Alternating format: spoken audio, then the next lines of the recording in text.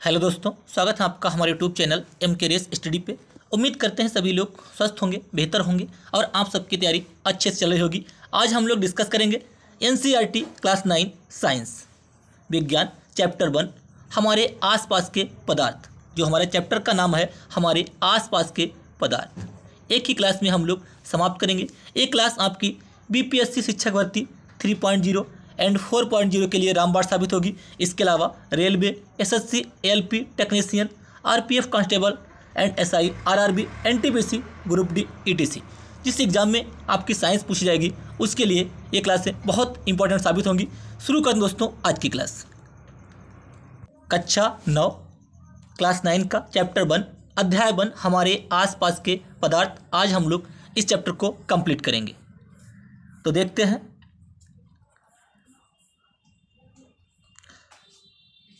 हमारे आसपास के पदार्थ। मैटर इन आवर सराउंडिंग्स अध्याय 1।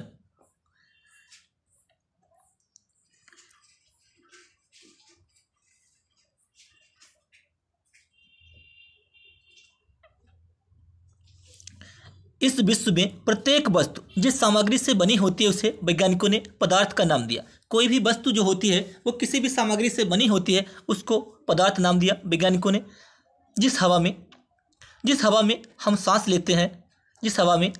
लेते हैं, जो भोजन हम खाते हैं, पत्थर, बादल, तारे, पौधे एवं पशु, यहाँ तक कि पानी की एक बूंद या एक रेत का कण, ये सभी क्या है? ये सभी पदार्थ हैं।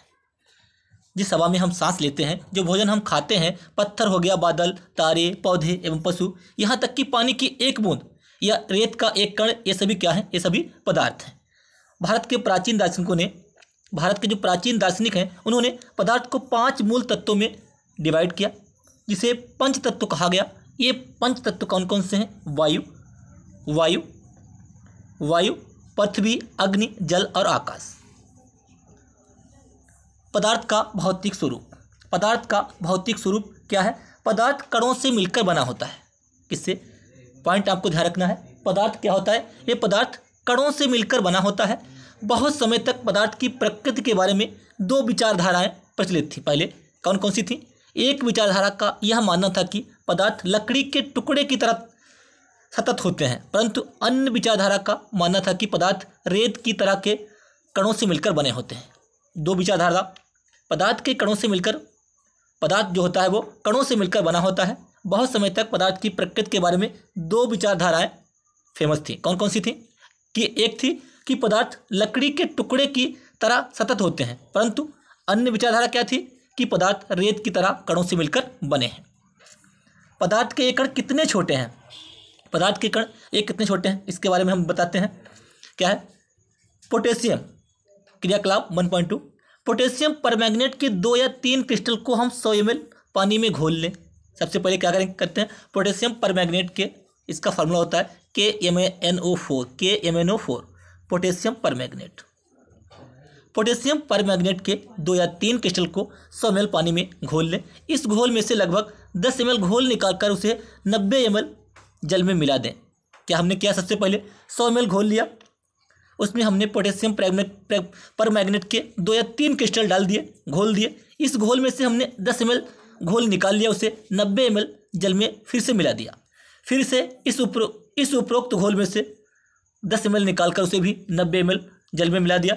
इसी प्रकार इस घोल को 5 से 8 बार तनुकृत करते रहें। क्या जल अभी रंगीन है? बिल्कुल। देखते हैं। देखिए, सबसे पहले क्या किया हमने? इसमें ग्लास में 100 ml जल लिया, इसमें हमने पोटेशियम परमैंगनेट के क्रिस्टल 2 से 3 डाले, फिर ये 100 ml जल में डाल दिया, इसको अच्छी तरह से घोल लिया। 10 ml यहाँ से निकाला, फिर इसमें डाल दिए, फिर यहाँ से 10 ml निकाला, फिर इसमें डाल दिए, फिर यहाँ से 10 ml निकाला, फिर इसमें डाल दिए। तो लास्ट में हमें क्या प्राप्त हुआ? यह प्रयोग दर्शाता है कि पोटेशियम परमैंगनेट के एक्सपेरिमेंट दर्शाता है कि पोटेशियम परमैंगनेट के बहुत थोड़े से क्रिस्टलों से पानी की बहुत अधिक मात्रा यानी कि 1000 लीटर भी रंगीन हो जाती है। पोटेशियम परमैंगनेट के केवल एक क्रिस्टल में कई सूक्ष्म कण होंगे। पदार्थ के कण बहुत छोटे होते हैं। पदार्थ के कण कितने छोटे हैं? पदार्थ के कण बहुत छोटे होते हैं, इतने छोटे होते हैं कि हम कल्पना भी नहीं कर सकते।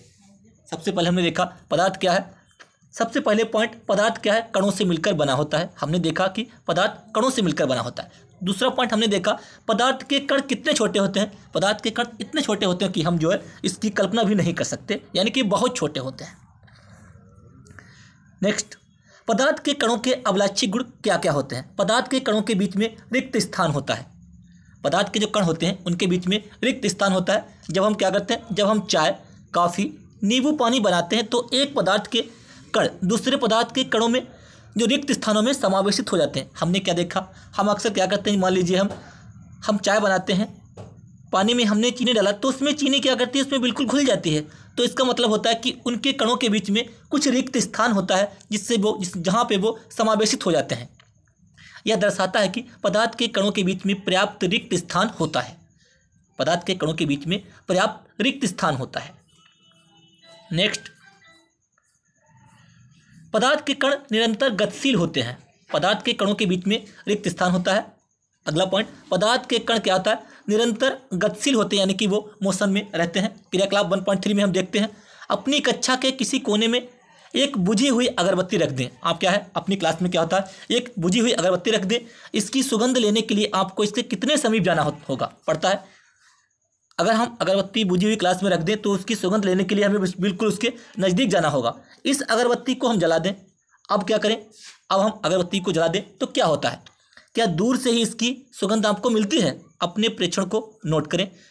इसमें हमने क्या देखा, देखिए, अगर आप किसी कोने में एक बुझी हुई अगरबत्ती को रख देंगे तो इसकी सुगंध लेने के लिए आपको इसके बहुत ही नज़दीक जाना पड़ेगा। अगर आप इसको जला देंगे तो इसकी सुगंध है बहुत दूर दूर तक फैल जाएगी। यही हमें यहाँ से इस प्रेक्षण से हमें ये सारा सब कुछ प्राप्त होता है। नेक्स्ट, क्रियाकलाप 1.4, जल से भरे 2 गिलास या 2 बीकर लें।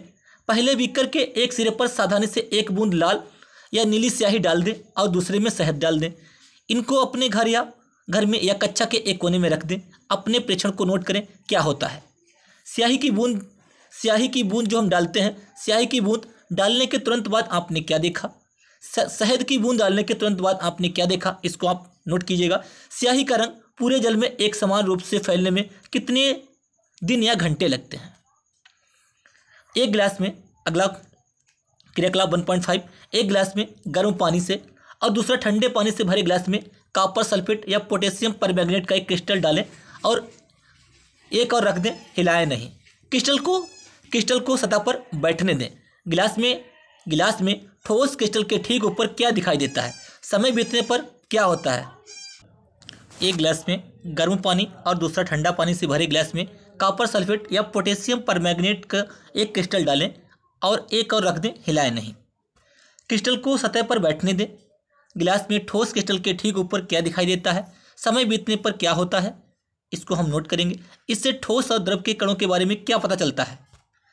क्या तापमान के साथ मिश्रित होने की दर बदलती है, क्यों और कैसे।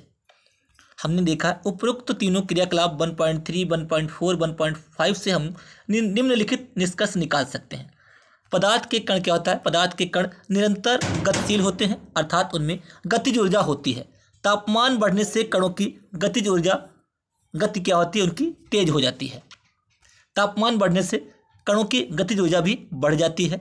पदार्थ के कण अपने आप ही एक दूसरे के साथ अंतर्मिश्रित हो जाते हैं। ऐसा कणों के रिक्त स्थानों में समावेश के कारण होता है।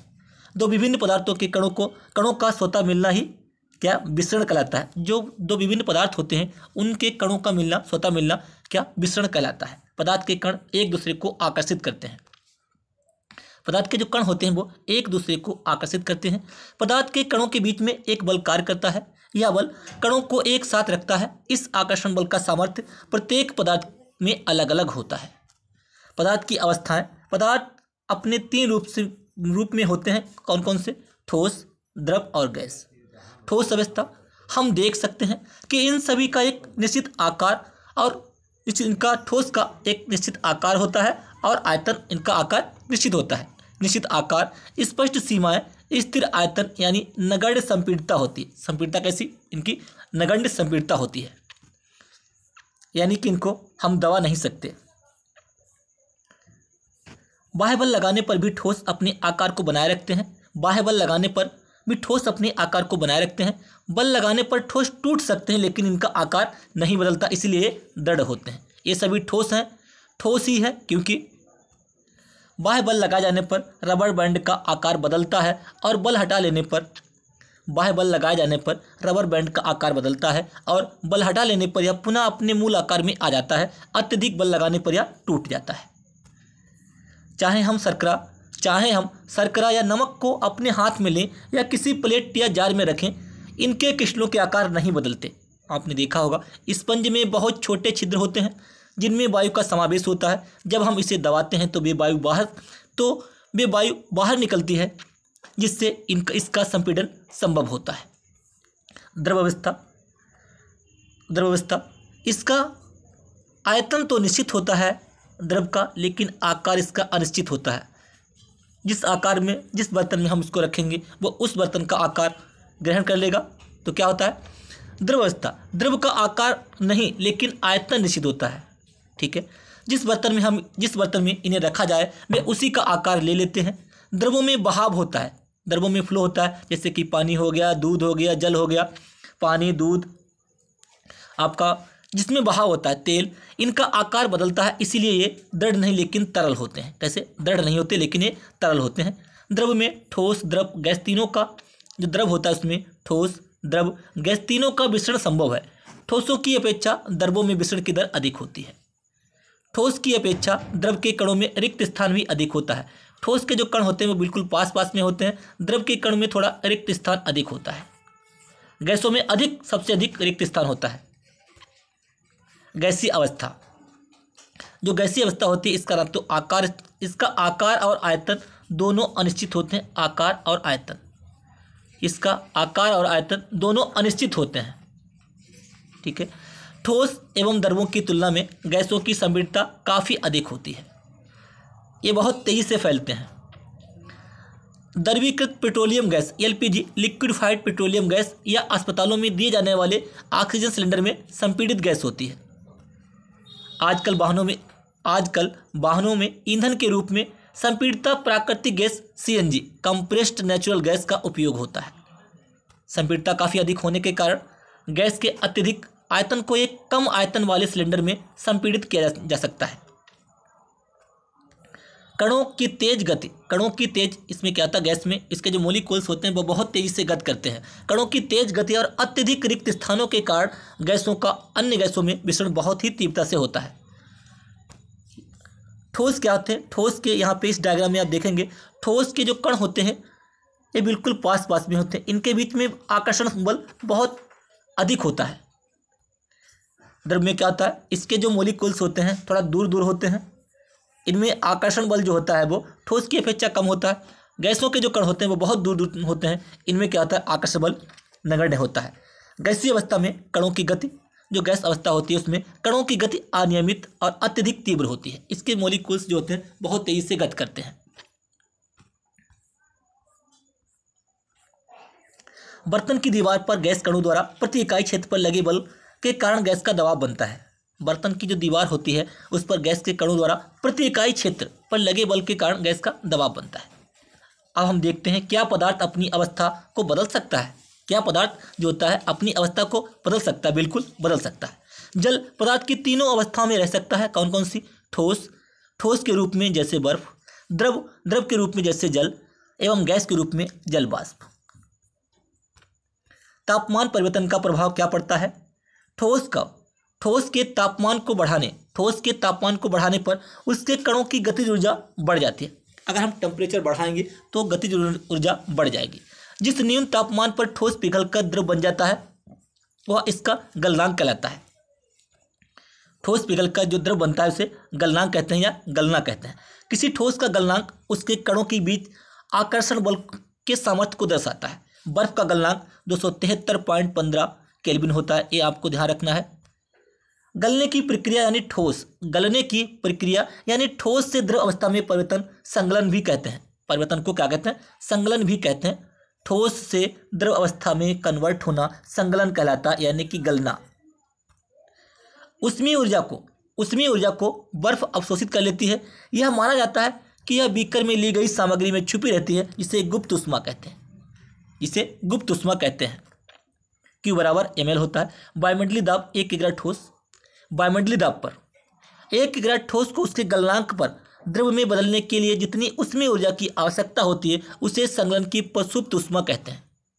यहाँ पे देखिए, वायुमंडलीय दाब 1 किग्रा, वायुमंडलीय दाब पर 1 किग्रा ठोस को उसके गलनांक पर द्रव में बदलने के लिए जितनी उसमें ऊर्जा की आवश्यकता होती है उसे संगलन की प्रसुप्त ऊष्मा कहते हैं। 0 डिग्री सेंटीग्रेड या 273 केल्विन पर जल के कणों की ऊर्जा उसी तापमान पर बर्फ के कणों की ऊर्जा से अधिक होती है। 0 डिग्री सेंटीग्रेड या 273 केल्विन पर जल के कणों की जो ऊर्जा होगी उसी टेम्परेचर पर बर्फ के कणों की ऊर्जा से अधिक होती है। वायुमंडलीय दाब पर वह तापमान जिस पर द्रव उबलने लगता है उसे क्वथनांक कहते हैं। क्या कहते हैं? बॉइलिंग पॉइंट कहते हैं। क्वथनांक समष्टि गुण है। द्रव के सभी कणों को इतनी ऊर्जा मिल जाती है कि वे वाष्प में बदल जाते हैं। जल के लिए यह तापमान 373 केल्विन यानी कि 100 degree centigrade, 273 plus 100 degree centigrade को जब बदलते हैं उसमें हम 273 ऐड कर देते हैं तो कितना आएगा? 373 केल्विन। 373 केल्विन यानी 100 डिग्री सेंटीग्रेड तापमान पर भाप अर्थात वाष्प के कणों में उसी तापमान पर पानी के कणों की अपेक्षा अधिक ऊर्जा होती है। ऐसा इसलिए है क्योंकि भाप के कणों ने वाष्पीकरण की गुप्त ऊष्मा के रूप में अतिरिक्त ऊष्मा अवशोषित कर ली है। क्योंकि जो भाप के जो कण हैं, भाप के कणों ने वाष्पीकरण की गुप्त ऊष्मा के रूप में अतिरिक्त ऊष्मा अवशोषित कर ली है। अब यहाँ पे इसको आप देखिएगा, ठोस अवस्था से द्रव अवस्था में बदलना। ठोस अवस्था से द्रव अवस्था में बदलने के लिए यहाँ पे हमें ऊष्मा दी गई है। फिर ऊष्मा दी गई, द्रव से गैस अवस्था में बदला, गैस को ठंडा किया गया तो ये गैस को ठंडा किया, ये द्रव अवस्था में आ गया। जब लिक्विड को ठंडा किया गया तो ये ठोस अवस्था में आ गया। आगे इसको हम देखते हैं। अतः हम यह कह सकते हैं कि तापमान बदलकर हम पदार्थ को एक अवस्था से दूसरी अवस्था में बदल सकते हैं। यहाँ पे हमने देखा क्या कि अगर हम टेम्परेचर को बदल देंगे, अगर हम पहले टेम्परेचर बढ़ाएंगे तो ठोस हमारा लिक्विड में, द्रव में, फिर टेम्परेचर बढ़ाएंगे, हीट देंगे तो वो गैसीय अवस्था में कन्वर्ट हो जाएगा। उसके बाद में जब हम गैस को ठंडा करेंगे तो वो लिक्विड में कन्वर्ट होगा। जब हम लिक्विड को ठंडा करेंगे तो ठोस अवस्था में कन्वर्ट होगा। हमने यहाँ पे क्या देखा? हमने यहाँ पे देखा कि जब हम तापमान बदलेंगे, यहाँ पे हमने देखा कि जब हम तापमान बदलेंगे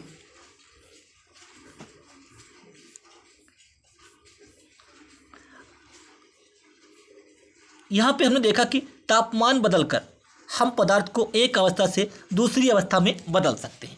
द्रव अवस्था में परिवर्तित हुए बिना ठोस अवस्था, देखिए द्रव अवस्था में परिवर्तित हुए बिना ठोस अवस्था से सीधे डायरेक्ट गैस अवस्था में कन्वर्ट होने को क्या कहते हैं? ऊर्ध्वापतन कहते हैं। इसे ऊर्ध्वापतन कहते हैं। ठोस से डायरेक्ट गैस में, यानी कि कपूर हो गया, नेफ्थलीन हो गया, NH4Cl अमोनियम क्लोराइड, ये क्या है? ठोस से डायरेक्ट गैस में कन्वर्ट होते हैं। द्रव अवस्था में परिवर्तित हुए बिना ठोस अवस्था से सीधे गैस में बदलने की प्रक्रिया को ऊर्ध्वापतन कहते हैं और गैस से सीधे ठोस में बनने की प्रक्रिया को निक्षेपण कहते हैं। ठोस से गैस ऊर्ध्वापतन, ठोस से गैस ऊर्ध्वापतन और गैस से ठोस निक्षेपण। नेक्स्ट, दाब परिवर्तन का क्या प्रभाव पड़ता है? दाब परिवर्तन का प्रभाव, घटक कणों के बीच की दूरी में अंतर होने के कारण पदार्थों की विभिन्न अवस्थाओं में अंतर होता है। दाब के बढ़ने पर तापमान घटने से क्या करते हैं? जब हम दाब बढ़ाएंगे, टेम्परेचर घटाएंगे, दाब बढ़ाएंगे, टेम्परेचर क्या करेंगे? घटाएंगे, तो क्या जो हमारा गैस जो होगी वो द्रव में बदल जाती है। गैस क्या है? द्रव में बदल सकती है। दाब के बढ़ने और तापमान के घटने से गैस द्रव में बदल सकती है। उच्च दाब पर संग्रहित किया जाता है। उच्च दाब पर संग्रहित किया जाता है जब वायुमंडलीय दाब का माप 1 एटमॉस्फेयर, जब वायुमंडलीय दाब का माप 1 एटमॉस्फेयर हो तो ठोस CO2 द्रव अवस्था में आए बिना सीधे गैस में परिवर्तित हो जाती है। यही कारण है कि ठोस कार्बन डाइऑक्साइड को शुष्क बर्फ भी कहते हैं। इसको ठोस कार्बन डाइऑक्साइड को शुष्क बर्फ यानी ड्राई आइस कहते हैं। ये पॉइंट आपका इंपॉर्टेंट है। किसी पदार्थ की अवस्थाएं यानी ठोस, द्रव, गैस दाब और तापमान के द्वारा तय होती हैं। जब हम दाब बढ़ाएंगे, हमने अभी यहाँ पे देखा हम टेम्परेचर बढ़ाएंगे तो ठोस हमारा द्रव में कन्वर्ट होगा, द्रव से गैस में कन्वर्ट होगा। जब हम इसे ठंडा करेंगे तो गैस से द्रव में, फिर द्रव से ठोस में।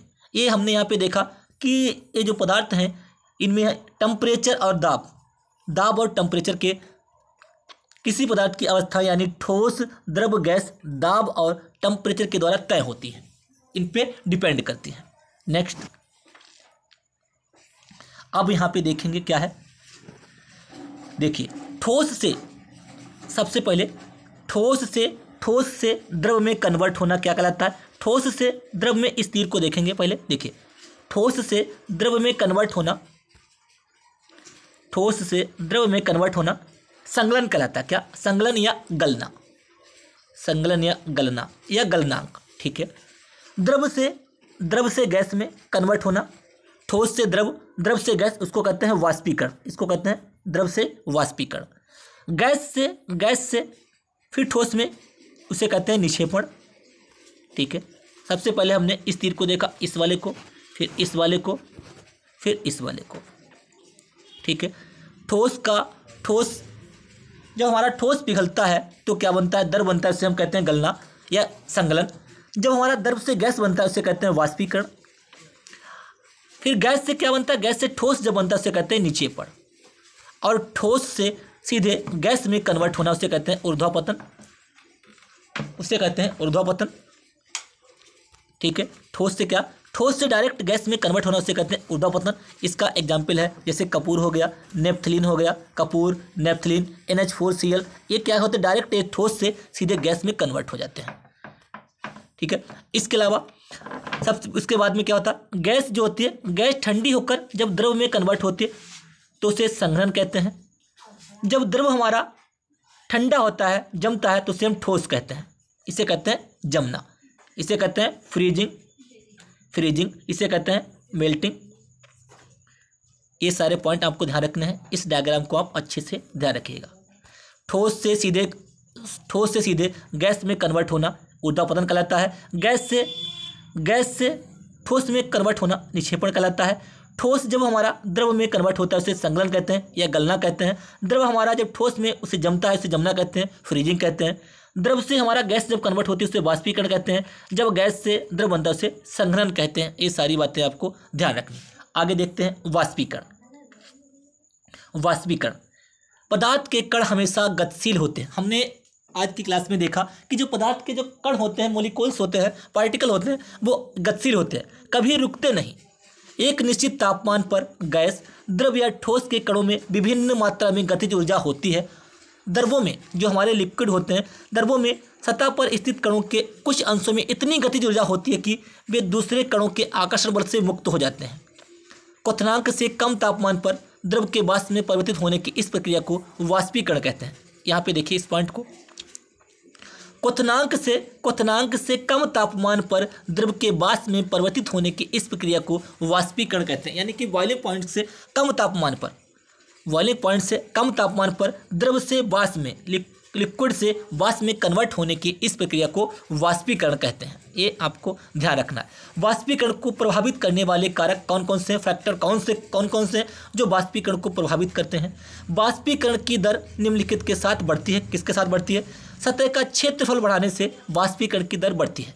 अब हम यहाँ पे देखेंगे, अगर हम कोई जो पदार्थ है इस टाइप के बर्तन में रख दें तो वो धीरे धीरे वाष्पीकृत होगा। अगर हम इसका क्षेत्रफल बढ़ा दें, यानी कि इस प्लेट में रख दें, तो क्या वो जल्दी से वाष्पीकृत हो जाएगा। आपने अक्सर ये देखा होगा। ठीक है। सतह का क्षेत्रफल बढ़ाने पर वाष्पीकरण की दर भी बढ़ जाती है। तापमान में वृद्धि, तापमान बढ़ने पर अधिक कणों को पर्याप्त गतिज ऊर्जा मिलती है जिससे वे वाष्पीकृत हो जाते हैं।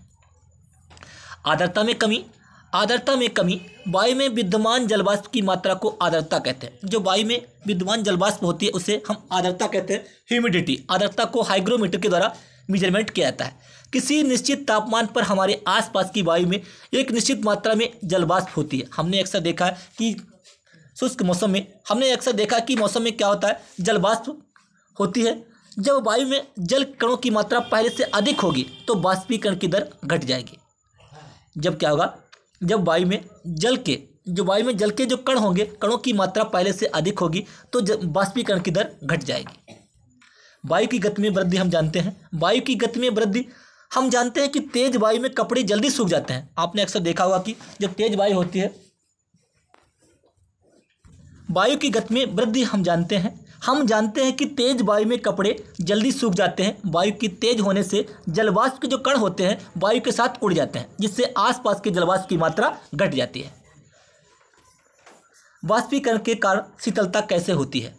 खुले हुए बर्तन में रखे द्रव में हमने क्या किया, हमने देखा अक्सर अगर आपने पानी को प्लेट में रख दिया तो पानी जल्दी से वाष्पीकृत हो जाता है। अगर आप उसको ग्लास में रखेंगे तो उसको वाष्पीकृत होने में अधिक टाइम लगता है। खुले हुए बर्तन में रखे द्रव में निरंतर वाष्पीकरण होता रहता है। वाष्पीकरण के दौरान कम हुई ऊर्जा को पुनः प्राप्त करने के लिए द्रव के कण अपने आसपास से ऊर्जा अवशोषित कर लेते हैं। इस तरह आसपास से ऊर्जा के अवशोषित होने के कारण शीतलता हो जाती है। जो खुले बर्तन में जो रखे द्रव में निरंतर वाष्पीकरण होता रहता है। वाष्पीकरण के दौरान जो ऊर्जा कम होती है उसको पुनः प्राप्त करने के लिए द्रव के जो कण होते हैं अपने आसपास से ऊर्जा को अवशोषित कर लेते हैं। इस तरह आसपास से ऊर्जा के अवशोषित होने के कारण शीतलता हो जाती है, यानी कि ठंडक महसूस होती है। इसके कण आपकी हथेली या उसके आसपास से ऊर्जा प्राप्त कर लेते हैं और वाष्पीकृत हो जाते हैं, जिससे हथेली पर शीतलता महसूस होती है। तेज धूप वाले गर्म दिन के लोग, आपने अक्सर देखा होगा कि तेज धूप वाले गर्म दिन के बाद लोग अपनी छत या खुले स्थान पर जल छिड़कते हैं, क्योंकि जल के वाष्पीकरण की गुप्त उष्मा गर्म सतह को शीतल बनाती है। क्या आप वाष्पीकरण के कारण के शीतल होने के और उदाहरण दे सकते हैं? देखते हैं यहाँ पे। गर्मियों में हमें सूती कपड़े क्यों पहनने चाहिए? गर्मियों में क्या देखते हैं, बहुत तेज गर्मी होती है तो क्या है, हमें सूती कपड़े क्यों पहनने चाहिए? अब वैज्ञानिक पदार्थ की 5 अवस्थाओं की चर्चा कर रहे हैं। बोस-आइंस्टीन कंडेंसेट, ठोस, द्रव, गैस, प्लाज्मा। पहले क्या था, पहले ठोस, द्रव, गैस के बारे में बताते थे, लेकिन अब क्या है, पदार्थ की 5 अवस्थाओं की चर्चा हो रही है। कौन कौन सी? बोस-आइंस्टीन कंडेंसेट, ठोस, द्रव, गैस और प्लाज्मा। इस अवस्था में क्या होता है? इस अवस्था में कण अत्यधिक ऊर्जा वाले और अधिक उत्तेजित होते हैं। ये कण आयनीकृत गैस के रूप में होते हैं। फ्लोरेसेंट ट्यूब और नियान बल्ब में प्लाज्मा होता है। क्या होता है? फ्लोरेसेंट ट्यूब और नियान बल्ब में प्लाज्मा होता है। नियान बल्ब के अंदर नियान गैस और फ्लोरेसेंट ट्यूब के अंदर हीलियम या कोई अन्य गैस होती है। विद्युत ऊर्जा प्रवाहित होने पर यह गैस आयनीकृत यानी आवेशित हो जाती है। आवेशित होने से ट्यूब या बल्ब के अंदर चमकीला प्लाज्मा तैयार हो जाता है। गैस के स्वभाव के अनुसार इस प्लाज्मा में एक विशेष रंग की चमक होती है। प्लाज्मा के कारण ही सूर्य और तारों में चमक होती है। किसके कारण? अगर आपसे पूछा जाए सूर्य और तारों में चमक किसके कारण होती है, तो प्लाज्मा के कारण ही सूर्य और तारों में चमक होती है। उच्च तापमान के कारण ही तारों में प्लाज्मा बनता है। प्लाज्मा कब बनेगा? जब हाई टेम्परेचर होगा। आगे, बोस-आइंस्टीन कंडेंसेट। सन 1920 में भारतीय वैज्ञानिक थे बोस-आइंस्टीन कंडेंसेट। सन 1920 में भारतीय भौतिक वैज्ञानिक सत्येंद्र नाथ बोस, क्या नाम था? सत्येंद्र नाथ बोस ने पदार्थ की 5वीं अवस्था के लिए कुछ गणनाएं की थी। उन गणनाओं के आधार पर अल्बर्ट आइंस्टीन ने पदार्थ की एक नई अवस्था की भविष्यवाणी की थी, जिसे बोस-आइंस्टीन कंडेंसेट BAC कहा गया था। सन 2001 में सन 2001 में अमेरिका के एरिक ए कार्नेल, वुल्फगैंग कैटरले और कार्ल ई वीमैन को बोस-आइंस्टीन कंडेंसेट की अवस्था प्राप्त करने के लिए भौतिकी में नोबेल पुरस्कार से सम्मानित किया गया था। सामान्य वायु के घनत्व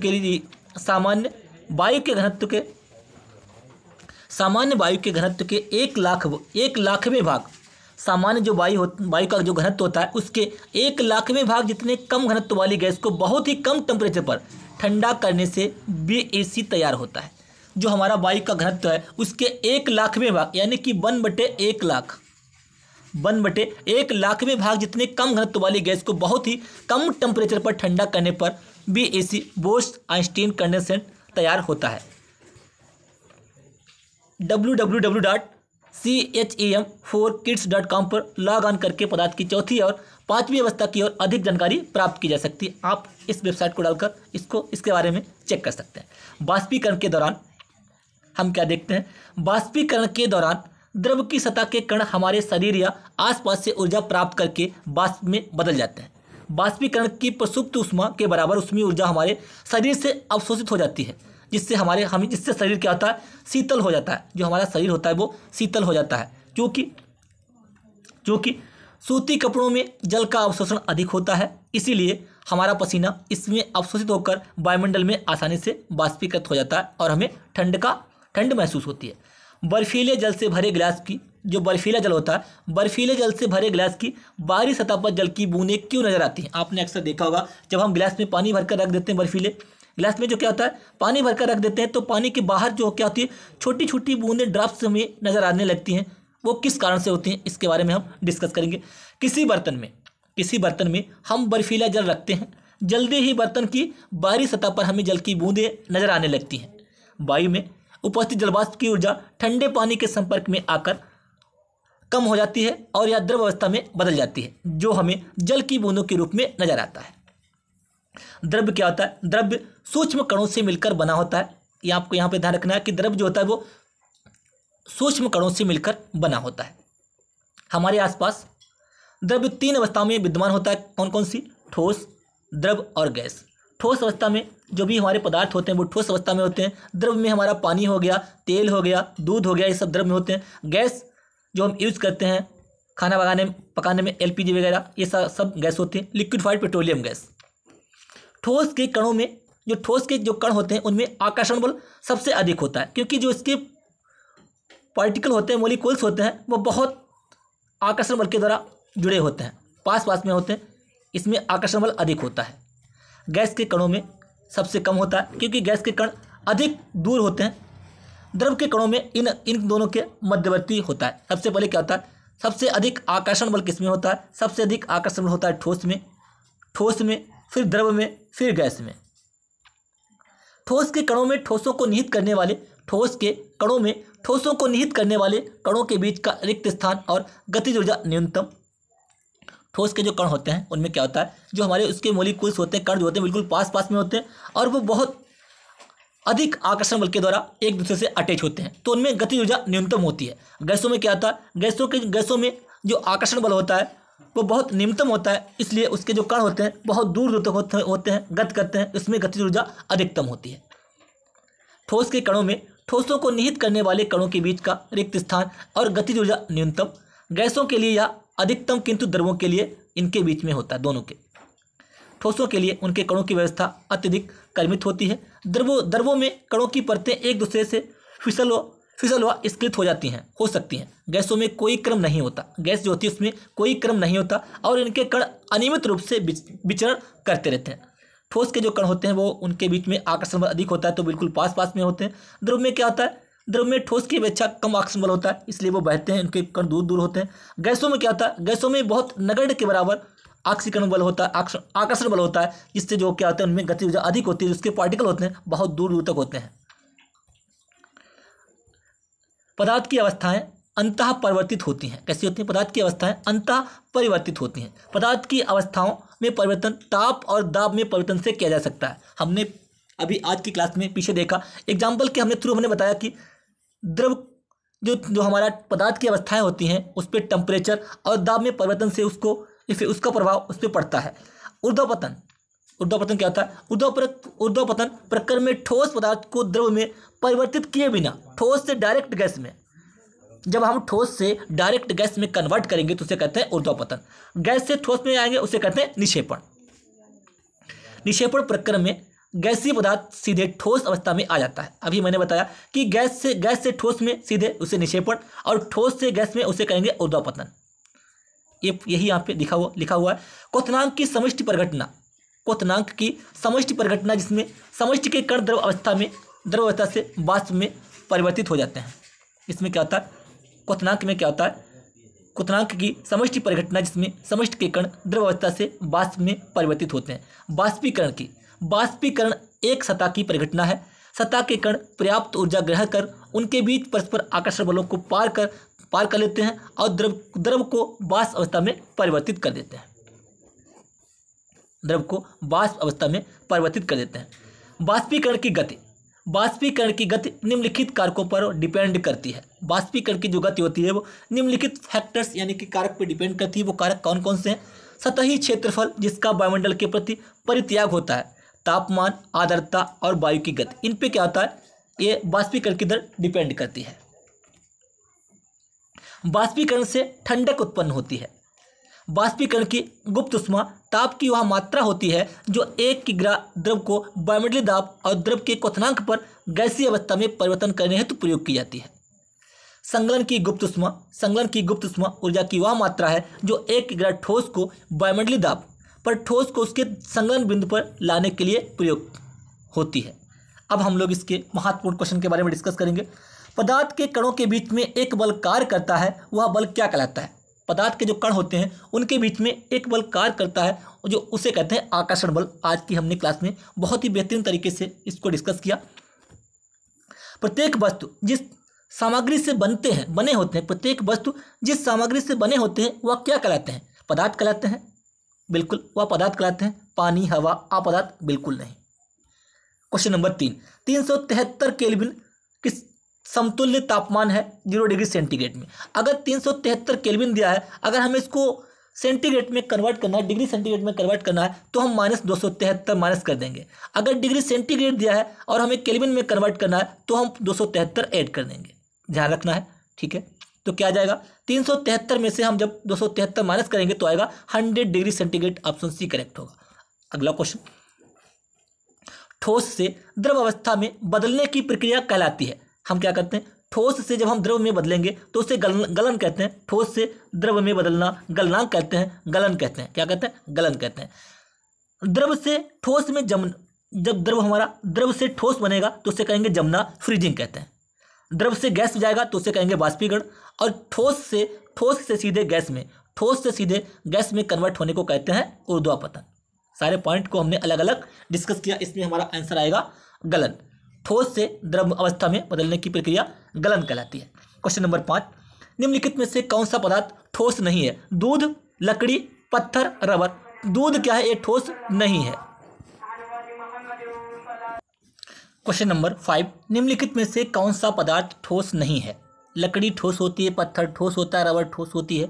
दूध क्या है? ये हमारा लिक्विड है, द्रव है, ठीक है। ऑप्शन ए करेक्ट होगा। अगला क्वेश्चन, पदार्थ की कौन सी अवस्था में संपीड़ितता का गुण अधिक होता है? संपीड़ितता का गुण अधिक होता है यानी कि बहुत अधिक फैलती है। इसको हम गैस को संपीड़ित किया जा सकता है, यानी कि उसको हम दबा सकते हैं। इसको गैस, इसमें होगा गैस। द्रव से गैस अवस्था में बदलने की प्रक्रिया को क्या कहते हैं? द्रव से गैस, ठोस से द्रव में बदलना उसे कहते हैं गलना। द्रव से गैस में जो बदलेंगे उसे कहते हैं वाष्पीकरण। क्या कहते हैं? वाष्पीकरण। ऑप्शन डी करेक्ट होगा, उसे कहते हैं वाष्पीकरण। क्वेश्चन नंबर 8, 220 डिग्री सेल्सियस पर पानी की भौतिक अवस्था क्या होगी? 220 डिग्री सेंटीग्रेड पर पानी की भौतिक अवस्था कैसी होगी? वो गैस होगी, क्योंकि 100 डिग्री सेंटीग्रेड पर पानी उबलने लगता है। बर्फ का गलनांक कितना होता है? बर्फ का गलनांक 273 केल्विन। कितना होता है? 273 केल्विन। 0 degree centigrade. देखिए बर्फ का गलनांक कितना होता है? बर्फ 0 डिग्री सेंटीग्रेड यानी कि 273 केल्विन। वाहनों में उपयोग की जाने वाली गैस कौन सी होती है? वाहनों में MIC, CNG, कौन सी? कंप्रेस्ड नेचुरल गैस वाहनों में यूज की जाती है। LPG क्या होती है? LPG ये जो गैस सिलेंडर वगैरह होते हैं उसमें LPG, लिक्विडिफाइड पेट्रोलियम गैस भरी जाती है। तापमान का मात्रक SI मात्रक क्या है? Celsius, kelvin, Fahrenheit, pascal. तापमान का SI मात्रक क्या होता है? केल्विन होता है। C/5 F-32/9 फ़ारेनहाइट में, K-273/5 और R/4। कुछ भी आपसे पूछा जाए हम इस फार्मूले के द्वारा निकाल सकते हैं। यह फ़ारेनहाइट, के केल्विन, R रोमर, ठीक है। पास्कल दाब का मात्रक होता है। दाब का दूसरा मात्रक P बराबर होता है हमारा F/A। न्यूटन प्रति मीटर स्क्वायर भी दाब का मात्रक होता है। ग्रीष्म ऋतु में क्या होता है, ग्रीष्म ऋतु में जल को मिट्टी के बर्तन में रखने पर किस प्रघटना के कारण वह ठंडा हो जाता है। जल को जब हम मिट्टी के बर्तन में रखते हैं तो वो बाष्पीकरण के कारण, बाष्पन या बाष्पीकरण के कारण ठंडा हो जाता है। शुष्क बर्फ को किस नाम से जाना जाता है, मोस्ट इंपॉर्टेंट, शुष्क बर्फ को ठोस कार्बन डाइऑक्साइड, ठोस कार्बन डाइऑक्साइड के नाम से जाना जाता है। क्वेश्चन नंबर 14, निम्न में से किसे तरल पदार्थ कहा जाएगा।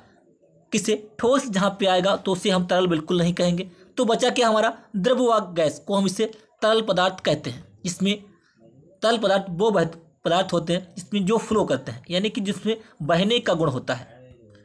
निम्नलिखित में से कौन सी परिस्थिति जल के वाष्पन में वृद्धि करेगी। जल में नमक मिलाना, जल के तापमान में वृद्धि, अपवर्तित रहेगा, इनमें से कोई नहीं। निम्नलिखित में से कौन सी कंडीशन क्या है जो जल के वाष्पन में वृद्धि करेगी। जब हम जल का टेम्परेचर बढ़ाएंगे तो वो उतनी तेजी से वाष्पित होगा। ऑप्शन बी करेक्ट होगा। निम्नलिखित में से किसे बहुत अधिक संपीड़ित किया जा सकता है। गैस को बहुत अधिक संपीड़ित किया जा सकता है, ठोस को संपीड़ित नहीं किया जा सकता। निम्नलिखित में से किस कणों के मध्य सबसे कम स्थान होता है। ठोस के कणों के बीच में सबसे कम स्थान होता है, उसके बाद द्रव में, उसके बाद द्रव में, उसके बाद गैस में।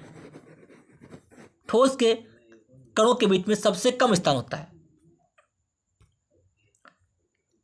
सबसे अधिक स्थान अगर पूछा जाए तो गैसों में, गैसों के कणों के मध्य में सबसे अधिक स्थान होता है।